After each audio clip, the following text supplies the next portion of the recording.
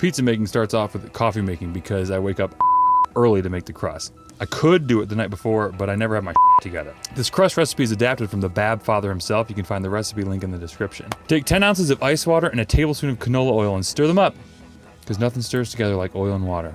16 ounces of bread flour, 1 big tea of sugar, 1 little tea of kosher salt, although my friend Mike would say to double that. 1/2 of a little tea of yeast, but don't let the yeast touch the salt because the salt will kill your yeast friends. Much like cholesterol is gonna kill all my friends. I'm looking at you, Mike. Throw the bowl onto the mixer and let it go with a dough hook while you slowly add the liquid. Then let it go for about 2 minutes. The dough should be soft but not too sticky. Oil the bowl and tuck the dough into a ball and flop the dough down into the oil. Stick it in the fridge for about 12 hours until you can't wait any longer. Okay, after an honest day's work, you're ready for the next step. Split the dough into 2 equal parts.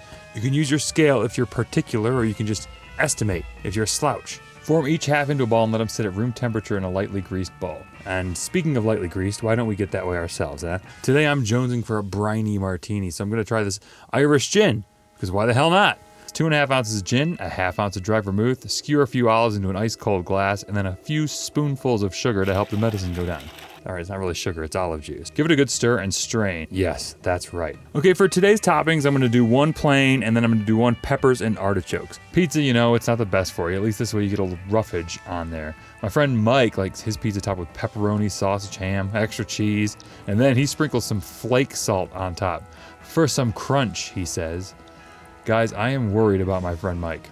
Shred the cheese instead of buying pre-shredded cheese because this is the only cardio you'll likely see all day, and you gotta close those rings. And it will help me endure the tedium that is shaping the crust. So I just put the dough hand over hand and stretch it out. This first one is pretty thin in the middle, and the second one isn't gonna be much better, but you'd never know the difference in the final product. I bake the crust alone for 7 minutes at 435 because this ensures it will cook all the way in a standard, not 1,000-degree pizza oven. Throw on your sauce, your toppings. Today I'm working with the peppers and artichoke hearts because I'm fancy as and lastly the cheese. Slide them back into the oven for about 10 to 12 minutes, which is the perfect amount of time to pour yourself a second drink. Rotate them halfway through so they cook evenly. And then once they're done enough to your liking, let them rest on the stovetop for about 5 minutes. This will make them easier to slice. Now here's my secret ingredient. These crispy habanero peppers from Trader Joe's. These things are fire in a jar, but they are delicious, especially if you like a little bit of ranch on the side.